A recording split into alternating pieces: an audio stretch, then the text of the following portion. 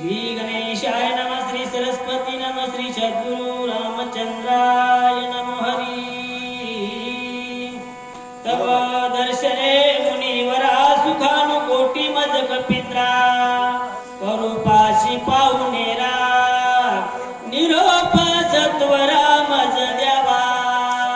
वक्रतुंड महाकाय सूर्यकोटी समप्रभ, निर्विघ्नं कुरु मे देवो सर्वकार्यसु सर्वदा। गौरीपुत्र गणरायाला, कौशल्यापुत्र रघुनंदन, अंजनीसुत हनुमंतरायाच्या चरणावरती, नाथ महाराजांच्या चरणावरती साष्टांग दंडवत तुम्हा जमलेल्या सर्व वाचक सूचक श्रोते मंडळींच्या मस्तक हे पायावरी या वारकरी संतांच्या प्रतिवर्षाप्रमाणे चालत असणारा भव्य दिव्य लक्ष्मण शक्तीचा सोहळा, आणि या भव्य दिव्य लक्ष्मण शक्तीच्या सोहळ्यामध्ये आज येण्याचा योग आला। धन्य आज दिन संत दर्शनाचा, अनंत जन्मीचा सीने गेला महाराज। तुमच्यासारख्या महात्म्याचं दर्शन झालं, दर्शन रोजही व्हावं, पण त्याच्यात अधिक महत्व सांगितलं आज पवित्र एकादशीचा दिवस। आणि पुढचा धोंडा मारतील की नाही राम महाराज म्हणजे माहित नाही ना। मग 3 वर्षानंतर येणारा पवित्र पुरुषोत्तम मास, आणि या मासामध्ये पवित्र एकादशीच्या पर्व काळावरती एक शक्ती ऐकल्यावर 100 शक्तीचं पुण्य लागतं। बरोबर आहे राम महाराज? नाही ना दादा, जसं जमल तसं सांगायचंय। पण या अधिक महिन्यामध्ये 12 घंट्याचं जर तप केलं तर ते 100 तप केल्या इतकं पुण्य लागतंय। जेवढे घरी झोपले त्याला विनंती, आता तरी येऊन या ठिकाणी ऐकावं। त्यावेळेस हनुमंतरायानं रामकथा कहाणीने त्या राक्षसाला सांगितली, आणि सांगितल्याच्या नंतर हात जोडले, जोडल्यानंतर सजन गरीचे उदका अंतर पुनित होय देखा, गोड प्राप्त होय जर्या नादिक ब्रह्मसुखा तो पावे, ब्रह्मसुख तो पावे। महाराज सांगतात बाबा, सज्जनावरचं जर अन्न सेवन केलं पुनीत पावन तो माणूस होऊन जातो। मग हे सज्जनावरचं अन्न या अधिक महिन्यामध्ये आपल्याला खायला भेटायला खरंच आपण भाग्य धन्य झाल्याशिवाय राहणार नाही असं असणार बोलू लागले। सज्जनाच्या घरचे अन्न घ्यावे, फळाचे मागून नाही तरी आपण जीवन तरी मागावे। आली आहे ब्रह्मादिका मग सज्जनाना न पावती देख, गोड हे घडले का प्रत्यक्ष म्हणून उपाळ सकळ काला करीती। बाबा या सज्जना घरच्या अन्नामध्ये काय पावित्र्य आहे? बळच मागून घ्यावावं, नाहीच दिलं तर पाणी तरी मागावं। का मागावं? कारण हा वैकुंठी तो आयुष्य नाही, कवल काही काल्याचे। बाबा हे वैकुंठामध्ये सुद्धा प्राप्त होणार नाही, आणि ते आपल्याला प्राप्त व्हाले द्वादशीच्या पर्व काळावरती कळगाव नगरीमध्ये हे असणार प्रमादिकाला सज्जनाला सुद्धा भेटलं नाही। ते भाग्य आपल्या नशिबाला आलं, आल्याच्या नंतर घ्यावे फळमुळाचे, मग घरी मी आलो राम कार्यासे। गोड न जाता स्वामी कार्य सिद्धीशी, बर सर्वता आहाराशी नसे ओ। हात माझ्या हनुमंतरायाने जोडले, तर हनुमंतराय म्हणतात महाराज तुम्ही सांगता फराळ करा, जेवण करा, फळमुळ घ्या, नाही थोडं तर पाणी घ्या।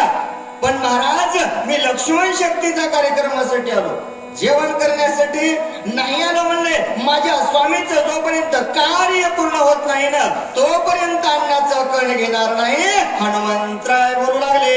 सांडून स्वामी कार्यार्थ पुढे घालील उदर चिंता, तो महापापी तत्वता अधपता जायवे। सुंदर माझ्या त्या ठिकाणी वर्णन ग्रंथकार सांगतात बाबा, स्वामीचं कार्य सोडून द्यायचं, घरी सांगायचं पोतीला चलो राम महाराज म्हणले, इकडे आल्यावर तर जेवायचं नाही तर येऊन झोपायचं। कार्य सिद्धी जाईल का? पुण्य किती भेटलं? पाप वाढल्याशिवाय राहणार नाही. आपल्या स्वामीचं कार्य सोडून द्यायचं, स्वतःच खडग भरायचं, पोट भरायचं, यानं समाधान होणार नाही. नरकाला गेल्याशिवाय राहणार नाही असा अर्शनार बोलू लागले. या लागी स्वामी कार्य न होता पूर्ण, मग न करी फळ मुळ भोजन. गोड या दरा लागे जान, वाह. उदक पान करिना. ये बघा महाराज म्हणला या कारणे जेवायला काही हरकत नाही, पण माझ्या स्वामीचं काम राहिलेलं आहे. जोपर्यंत माझ्या स्वामीचं काम पूर्ण होत नाही तोपर्यंत अन्नाचा कण घेणार नाही. पण तुम्ही सज्जन दिसता, महाराज दिसता आणि गळ्यात माळ दिसते म्हणून तुमच्या घरचं पाणी पितो. हनुमंतराय बोलू लागले. कोणी कपीच्या वचनासी राक्षस चुकावला मानसी, अनायास पावेल मृत्यूशी, मग? सरोवर उदकाशी प्राशिता. ऐकलं माझ्या हनुमंतरायाचं बोलणं, काळ नेहमीला आनंद झाला ना हो. पाणी पितो म्हणल्या बरोबर. हा काय नेहमी म्हणला काही कष्टच करायची गरज नाही ना. बाम टाकायचं नाही, गोळी आणायची नाही, ईस पाजवायचं नाही, न करीता साय असं काहीच कष्ट करायचे नाहीत. मला गपचूप तळ्यात जाऊन मरतय. आनंद काळ नेहमीला झाला. झाल्याच्या नंतर ऐसा निजय मानोनी पूर्णा, गोड बोले कपीशी वचना. मग स्वामी कार्य न होता जान, आग्रह अपना करू नय. इतका वेळ माझ्या हनुमंतरायाला काळ नेहमी म्हणू लागला जरासं जेवण, जरासं भोजन करानं. कसं लवकर पलटतात बघा. लगेच पलटी मारली. महाराज बरोबर आहे, तुम्ही म्हणता तेच करावं. माणसानं पोतीला गेल्यावर जेवू नये, मंदिरात झोपू नये, रात्रभर पोती ऐकावं. तुमचं म्हणणं बरोबर आहे. अन्नाचं सेवन करू नये, योग्य तुमचं बोलणं आहे असा अर्शनार बोलू लागले. आश्रमासमीप अत्यंत पवित्र तेथीचे निरपान करिता अल्प मात्र, मग? औषधी समग्र देखशी, ऐका. हनुमान अत्यंत विश्वासी, गोड पट सर्वथा नाही मानसी. मग? मानले त्याची वचनाशी, निज मानसी कपिनाथे. मनामध्ये आनंद व्हावा. कारणीने सांगितलं महाराज चिंताच करण्याची गरज नाही. कोण्या कामाला आलात? औषधी शोधण्यासाठी आलात ना. याच पर्वताच्या बाजूला सरोवर आहे, तळ आहे आणि त्या तळ्याचा पाण्याचा गुणधर्म आहे म्हणले महाराज. राम महाराज पाणी पेल्या पेल्या लागतंय म्हणले. पाणी पेल्या पेल्या रात्री सुद्धा औषधी दिसतात. हे पाण्याचा गुणधर्म आहे.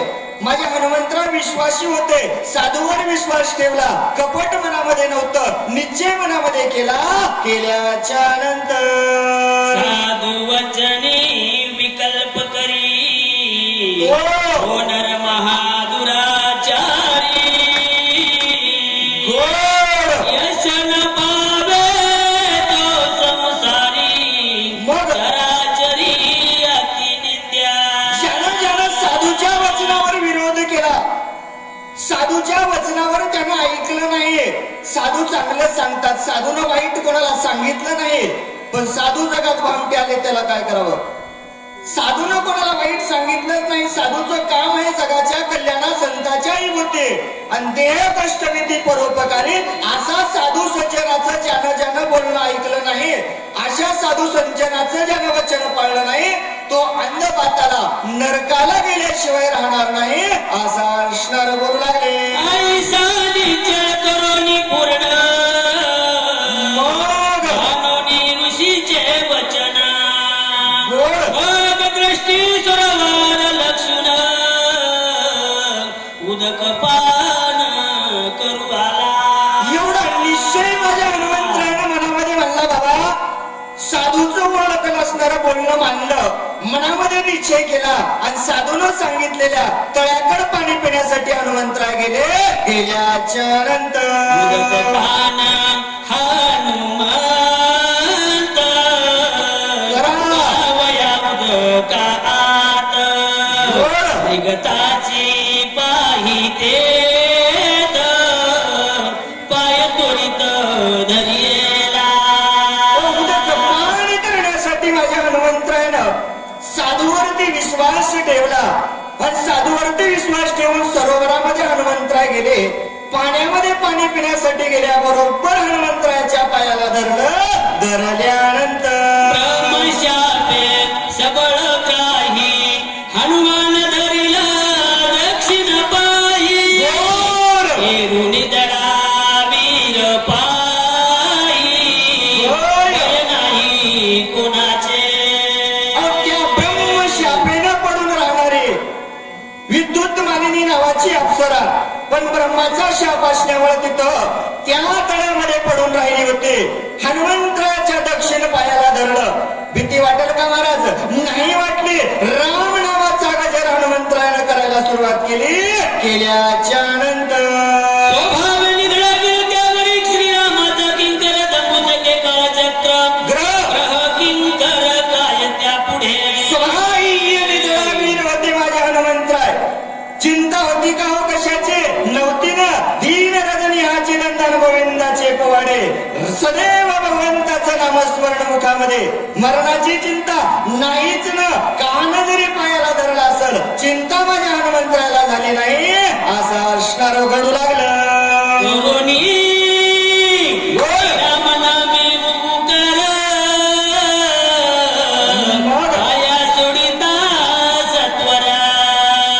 कडे पडली वेगवंतर दिव्य शरीर लादली. पायाला धरलं चिंता वाटलीच नाही.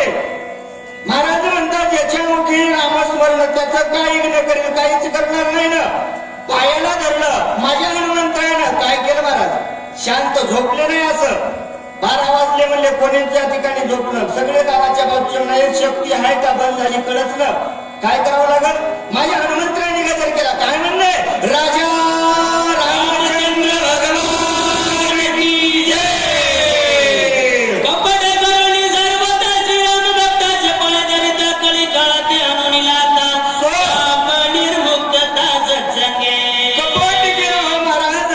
कपट करून का होईना हनुमंतरायाच्या पायाला धरलं.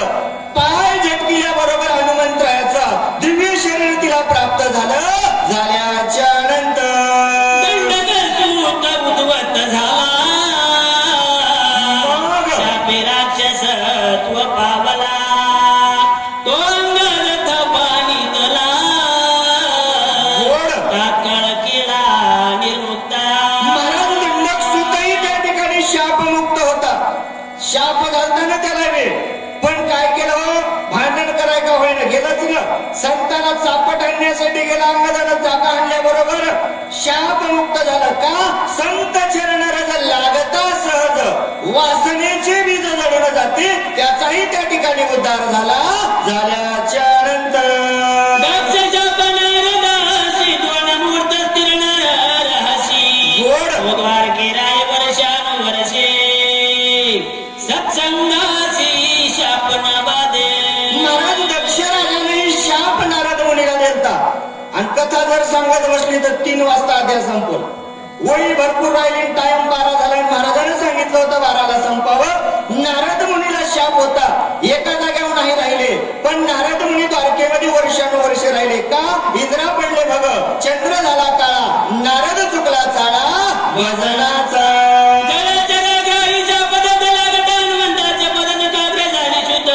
सुख आघात संत चरणी आगताक पीचे न खाग्र दिले शापजन्य शरीर लाहोनी अवयव सुंदर भगना सत्वर उसळली. संताचं चरण धरलं. कपट रूपानं का होईना त्या हनुमंतरायाच्या चरणाचा स्पर्श झाला. आयुत वर्ष तळ्यामध्ये पडून असणारे महाग्रही असणारे त्या ठिकाणी शापजन्य शरीर साडून दिलं. दिव्य शरीर प्राप्त झालं. गगनामध्ये उसळण झाल्याच्या नंतर अंतरिक्षे गगनांतरी गेली बोलत सुंदरी इजळी होय कपी केसरी निरंतरी राम प्रेमे. गगनांमध्ये उद्धरण असणारी केली. हात हनुमंतरायाकडे जोडून सांगितलं, हनुमंता विजयी नामचिंतन करावं असं असणार बोलू लागले. कर जोडून या वंदन करोनी विनवी हनुमाना गोड मी विद्युन मालिनी अप्सरा जान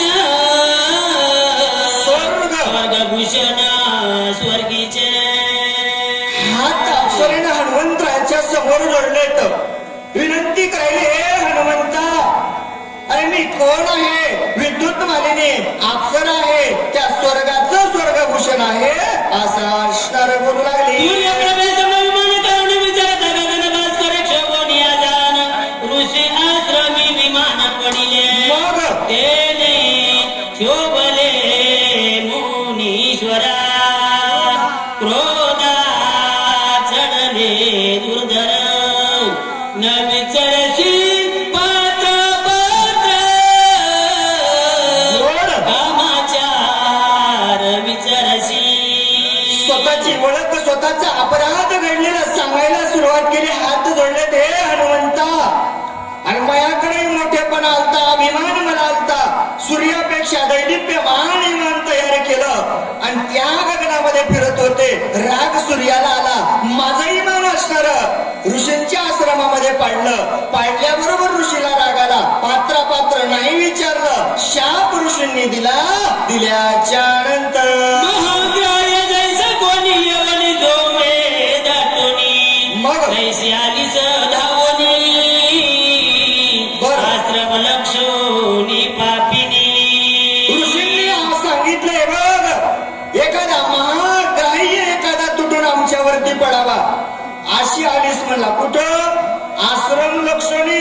घर सोडलं, बायको सोडली, पोरं सोडले, गाव सोडलं, तालुका जिल्हा सोडला, वनात राहत देवाचं नामचिंतन करण्यासाठी. गावातले लोक माईक बंद करायला म्हणून इथं आलोत म्हणला. इथं तरी देवाचं नामचिंतन करावं. एखाद्या ग्रहासारखं आमच्या आश्रमावर आले, पापिनी आहेस असा असणार बोलू लागले. ऐसी धावशी मग हे तुम्हाग्राही होसी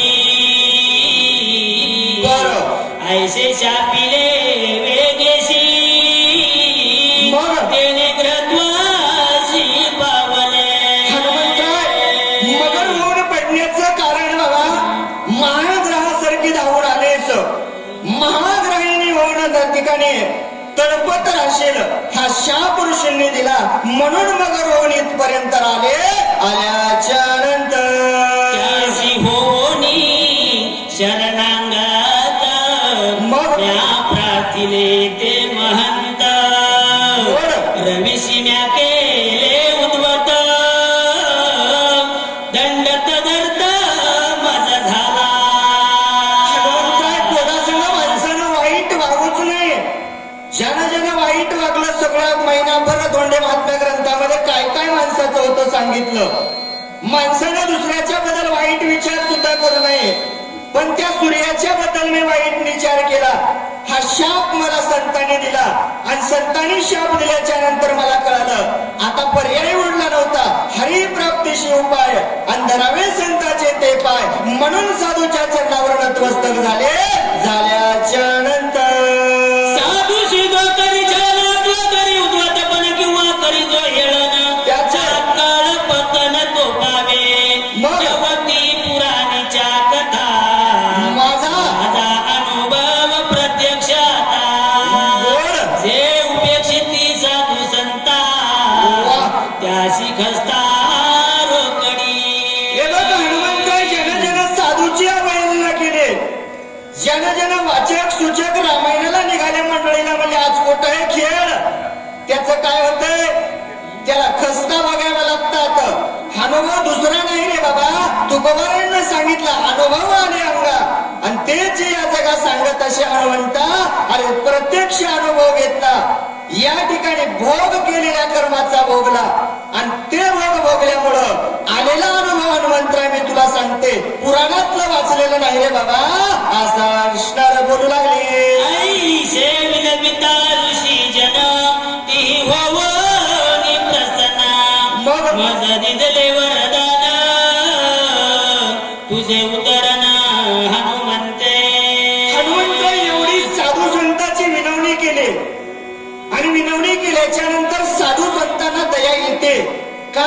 जगाचा उद्धार करण्यासाठी आलेले साधू संत, मग त्या साधू संतांनी शाप तर दिला, मग त्या शापाचा उशाप दिला. दिल्याच्या नंतर तुला होण्या जळवासी जायसी कपीच्या पायासी मग स्पर्श होता सजनाची तेने उदरसी सत्संगे. शाप मुक्त होण्यासाठी मला ऋषींना सांगितलंय बघ, तू त्या तळ्यामध्ये जलचर वाहून प्राण त्या ठिकाणी राहशील. एखादा साधू संत येईल, त्या साधू संतांचा त्या पायाला तुझा स्पर्श त्याच्या झाल्याच्या नंतर तुझा उद्धार होणार आहे, असा उशाप दिला. दिल्याच्या नंतर सत्संगात व पायी मग संसार तरती ते देही वितर शाप पुढे काही मुक्त होई जय सत्संगे. सत्संगतेने असणाऱ्या या संसार रूपी सागरामधून तरुण जाता येतं महाराज. बाकीच्या शापातून जाता येत नाही का? हो, जाता येईल ना. म्हणून संताची संगत करावी, आणि संताची संगत गेल्याच्या नंतर मोक्ष प्राप्त होत, असा असणार बोलू लागले. पासून मी येत वर्ष आयुत आयुत मग होते मी तुझी वाट पाहात झाले निर्मुक्त तुझे नियाजी. ए हनुमंता, ऐक ना हनुमंता, अरे त्यावेळीपासून येत. किती दिवसापासून राम महाराज गणित मला येत नाही. आयुत आयुत आयुत आयुत अप्सरेने सांगितलं, हे हनुमंता, अरे त्या कर्माचा कर्म भोग भोगण्यासाठी आयुत वर्ष आजपर्यंत या ठिकाणी मी कर्माचा कर्म भोग भोगला. भोगल्यानंतर जन्म मरणावस्था मध्ये नाही ग सर्वथा म्हणून कळी कळालो निराता तो स्वरूपता पावले. हे बघ हनुमंता, जन्म मरणाची अवस्थाच आमच्याकडे नाही. किती वेळा जन्म यावे, किती व्हावे फजित, हे आमच्याकडं नाहीच ना. आम्हाला जन्मही नाही, आम्हाला मरणही नाही. जगा काळ काय आणि आम्ही माता दिला पाय. म्हणून हनुमंतराय, जन्म मरण नसल्यामुळं आजपर्यंत तुझी वाट पाहत या ठिकाणी मी राहिले, असा असणार बोलू लागले. आपले निज सुख पाही गोड निरोपा देशात गुरु पाही दहाच वेळेला लादले सर्वही दोन झाले उतराई भवश्रमा. मग सद्गुरूची स्थिती अशी सोय अनुभवाने ज्या सुखाची त्याची पावेची शासी न्यून्य अधिकाशी न करोनी. ही बघ, ही सद्गुरूची स्थिती आहे. ज्यानं ज्याच्यावर सद्गुरूची कृपा झाली ना, त्याचा उद्धार झाल्याशिवाय राहणार नाही, असा असणार बोलू लागले. तुझ्याचे समस्तवित पुत्र स्वामित्वे अंगीकारित मग? कैसे सद्गुरु सुख समस्त शिष्य आक्रमित भावार्थे.